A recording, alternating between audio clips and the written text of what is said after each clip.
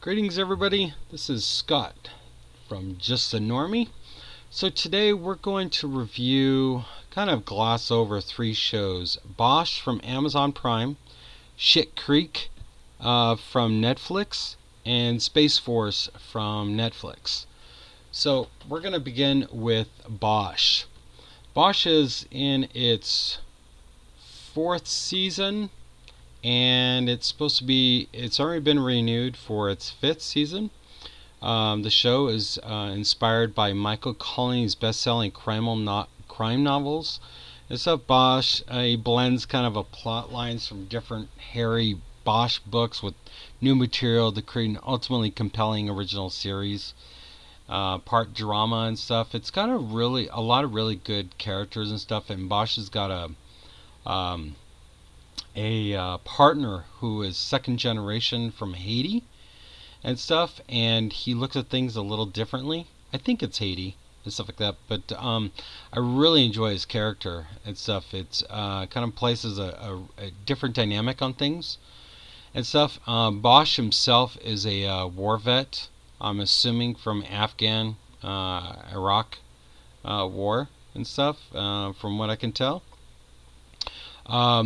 His backstory it largely depends on how much you kind of enjoy the Bosch character, I guess, because in many ways it's always about him, but it also kind of takes us back. I don't know. It kind of observes his life in a way, but also the struggles and who he was and is. He does things, different ways and all that. Not always, the best way. The Bosch character is played by Titus Welliver. What a great name, right? Titus Welliver. I mean, that's just so awesome. He basically shoulders the burden as portrayal between gritty and playful, and generally makes a lot of dialogue work and stuff. He's got a daughter and stuff, an ex-wife who's a gambler, who's married to I'm thinking it's a Chinese triad and stuff like that, and that's a pretty dynamic side story as well too. That I don't want to get into too many spoilers and stuff. I want to just kind of gloss over it and stuff. But although some of the show's secondary characters are less than believable, I would say that they are and stuff. There's a lot of really known people in there. There's a couple characters named Shock and Barrel and stuff. And they're two old-time LAPD investigators and stuff, and they're pretty humorous and stuff, and all that. But what really sells me on the show is Bosch and his partner, and some of the other ensembles and some of the stories that they tackle and stuff. Real life, real stories. Kind of a lot of areas that we all kind of going through and stuff like that in daily life and stuff, and then his struggle with PTSD, and some of his addictions in the past, and some of the stuff that he's kind of like a John Wayne type in a lot of ways and stuff, but I have to say that the storyline is woven into one, and I think it's been done very cleverly and stuff, and I think that fans have been really receptive to it and stuff. I think it's the stories and stuff like that are pretty cohesive and all that. They don't have a lot of deviating and all that. There's a lot of wow moments, and you're like, oh my god, they went there, and stuff. I think that Titus Welliver is what makes the show. He's never been a real big Class A actor and stuff like that, but I'll tell you what, in this show, it really makes him shine and stuff. And I believe the show is at least 10 or 13, maybe 15 episodes each season and stuff, and they're very, very good, I've got to say, and stuff. I think the way that they've done it and all that, I think that they did a very, very good job and stuff. It's very cohesive and very fluid. They approach a lot of real day issues, like I said. It's basically about LAPD homicide detective. He's very hardened from his past and stuff. He's born from a woman who was a prostitute that was killed. He was brought up not in the foster care system, but in a Catholic nunnery and stuff like that. And that kind of bleeds into the show, and he goes back there. He meets characters along the way that he knew and forgot or didn't know, and they ended up being criminals and all that stuff versus him being a cop, and all that stuff, and going through the army and all that. So, and all that, he's tatted up from sleeve to sleeve and sleeve to neck, basically, almost. There's a lot of profanity, nudity. It's very light and stuff. It's not the F word here, every other word, or the S word or something like that. It's very well done, very, and all that. But so far, all we're doing is we're waiting on season 5. I binged this during the beer bug. I really enjoyed it and stuff. I think you should probably try it out, check it out, see what you think, and all that. So we're going to move on to the second one, Schitt Creek. It's a Netflix original made by the Levin son and father. So Mr. Levin from the American Pie and stuff. He plays the dad and all that stuff. He's been all kinds of stuff. You can't. So the sitcom takes place as a wealthy couple, huge magnate that really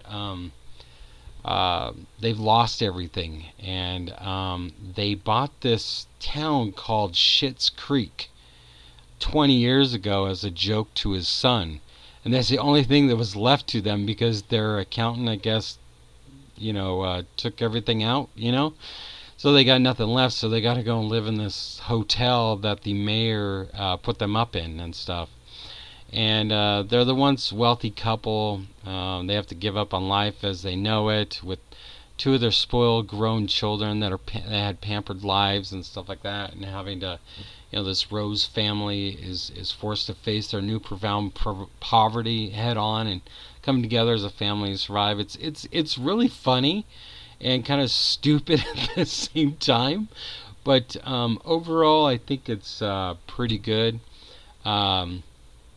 I was originally reluctant to watch it. I only watched it because of the Levin father and stuff. I don't know when it came out, but I think it's on season 4 or 5, and I think we're waiting on season 6 right now, but because of the beer bug and stuff like that, I don't know when we'll see it. So there's maybe, just like in the title, is Schitt Creek, which kind of suggests something like crass and obvious, small town satire of hicks and robes and knobs who scoff them off and all that, and they're pretty close to the Canadian border, I believe, and stuff. But I guess lifelong, it just, I don't know. It's a funny comedy. I wasn't really deterred by the cast, It's if it's got Catherine O'Hara, you might remember her. She's from Beetlejuice and stuff. She's the mother that's kind of wacky looking and stuff. She's kind of wacky in this one too, in this show and all that. She's not aged well either, but she's kind of cringe in a lot of ways, just on some of the things that she does in the show. But yeah, if you can get past it and stuff like that, it's got a lot of comedic genius and stuff like that. There is an LGBT message in it, kind of, but it's subtle. It's not straight up and in your face and stuff.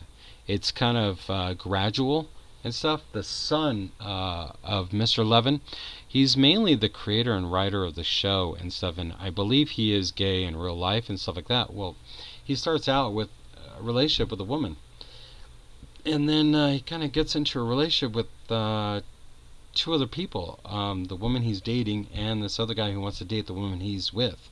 So they're kind of like in a tripod relationship, and then later on he gets into a relationship with a man and all that stuff. And so like I said, it's pretty subtle. It's not straight and in your face.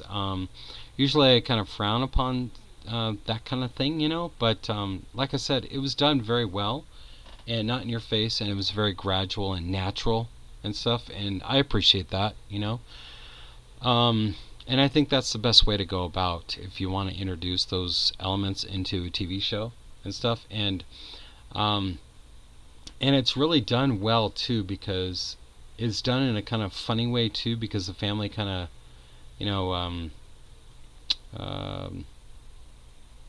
kind of knows but doesn't, or kind of, I don't know. It's kind of slippery slope a little bit, I guess.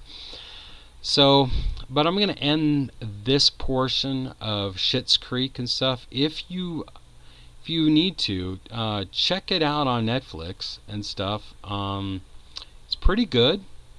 And all that. I believe it's on Netflix. Let me double check this and stuff. But I think that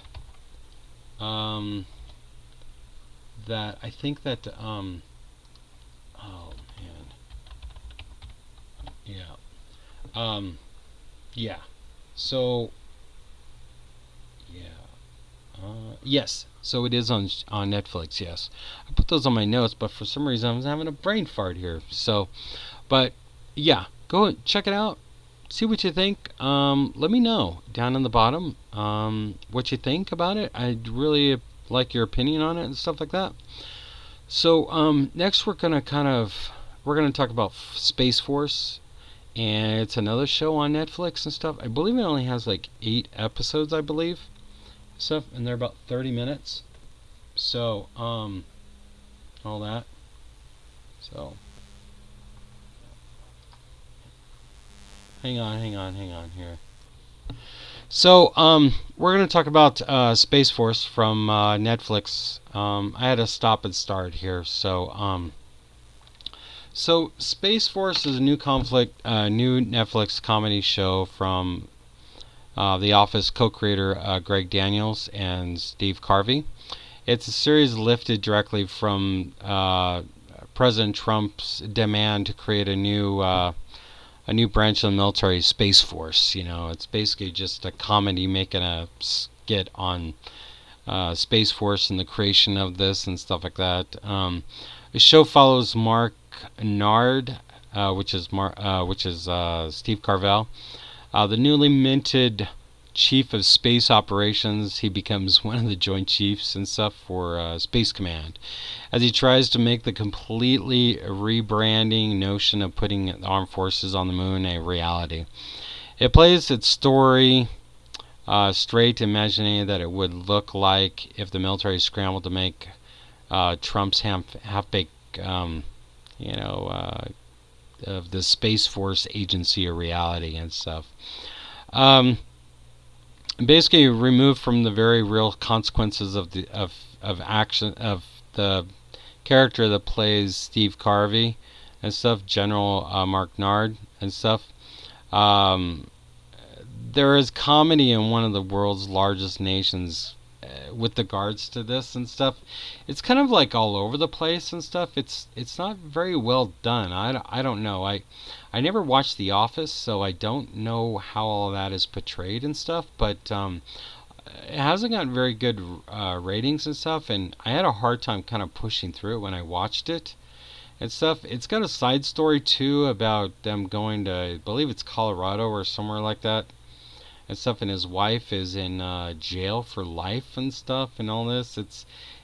The story is not very cohesive and stuff, and maybe I think it got greenlit for season 2, but from my understanding it didn't do very well, and with the beer bug and everything else and chopping of other shows and stuff like that, I don't know what to think, really, to be honest.